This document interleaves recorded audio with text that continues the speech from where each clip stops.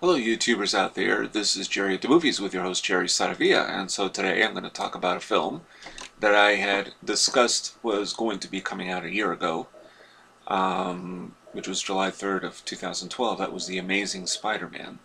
And this was a film that came out last summer, and I didn't see it then in theaters because I objected to the whole idea of a remake or a reboot of Spider-Man. I sound like a broken record, but rebooting something that came out originally in 2002 by Sam Raimi called Spider-Man, and of course had been shown in many different incarnations in the past, as a television series, live action back in the late 70s, and of course the animated series, and there have been several of those since. And I did really like the Sam Raimi trilogy. Spider-Man 3 is probably the least of those versions. Spider-Man 2 was quite good, but the first Spider-Man was really the best, I thought, of the Sam Raimi versions.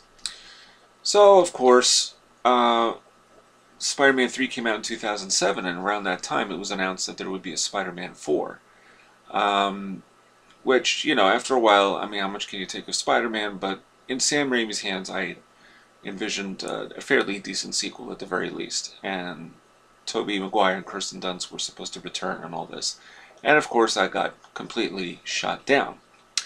So what do? They say, well, 2012, that's 10 years since the first Spider-Man, so in case nobody saw the original Spider-Man with Tobey Maguire, we may as well remake it.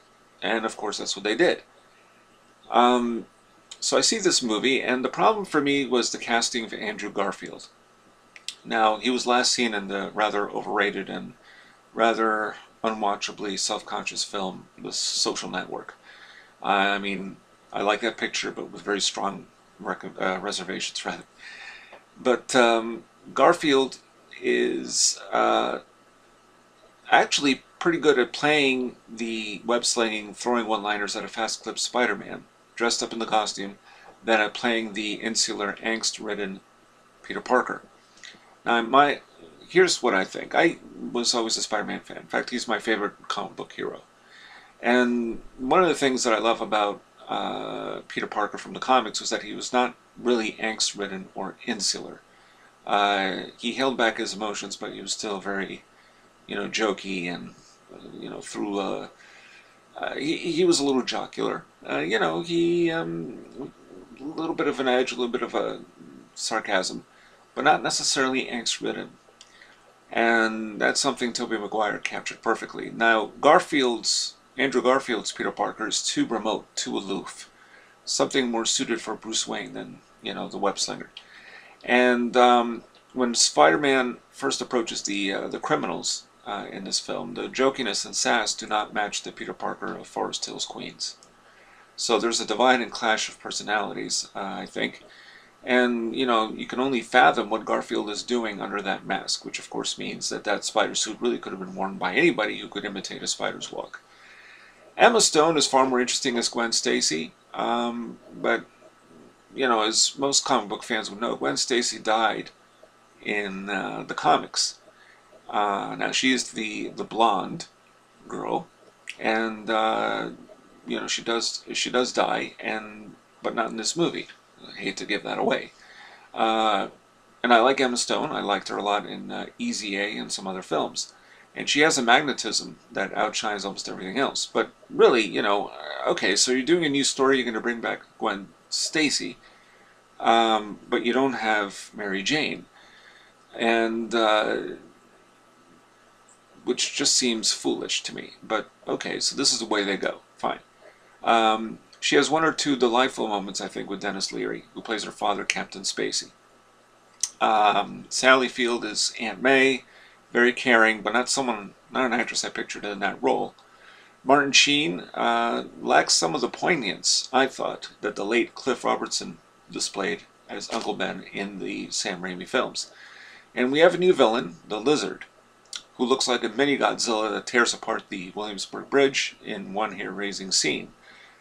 Dr. Kurt Connors is a geneticist with one arm who becomes the Lizard. though the performance is rather short shrift when compared to Raimi's expanded take on Spidey's villains in films past. I mean, certainly in the first Spider-Man film, you learned a lot about the Green Goblin. You learned a lot about what the character was up to, played by William Dafoe. He just goes mad.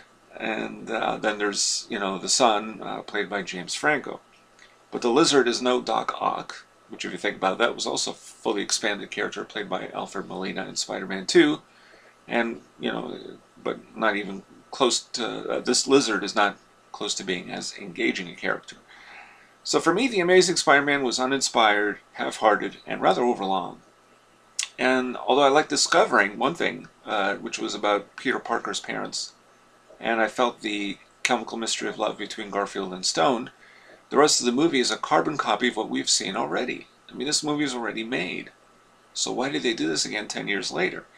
The special effects are fine. The web slinger still looks thrilling when swinging around New York City, but so he looked just as good in the other ones also. And the problem is there's no joy to this movie. There's no sureness to it. It's all rather downbeat. And the director is Mark Webb, who previously did 500 Days of Summer. And he seems to aim for that Christopher Nolan grit, but that has no place in Spider-Man. I'm sorry, it just does not. The movie feels and looks like a Xerox copy with a far too agitated Peter Parker than we've seen before, and that just made me agitated. So I don't recommend this film. I wanted to like it, but I just felt we've seen this already, and it's just too soon. I mean, why are we rebooting this series? Don't bother. I thought Sam Raimi did just fine with it, but I thought that the purpose of this film was to provide a jumping off point for the Spidey character to appear in the Avengers movies. You see, so that he would appear in the Avengers 2, and that would make sense because Spider-Man was one of the ultimate Avengers in the comic book series.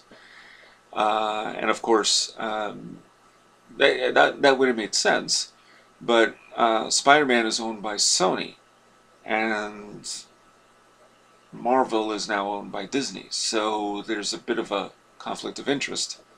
So again, I don't know, it doesn't sound like it's going to happen. So why do they make this movie? What is the point? We had our origin story. You just choose a different actor for an Avengers movie instead of redoing Spider-Man. But that's just my take on it.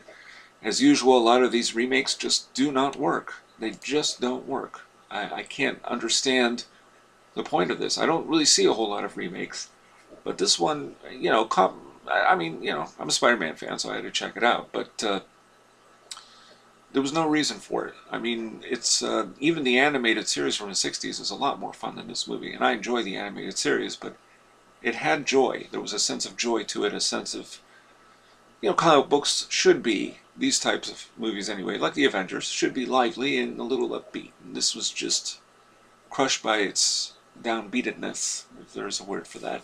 And I can't recommend it, but oh well. That's all I got to say on that. So this is Jerry Saravia, as your host for Jerry the Movies, signing off.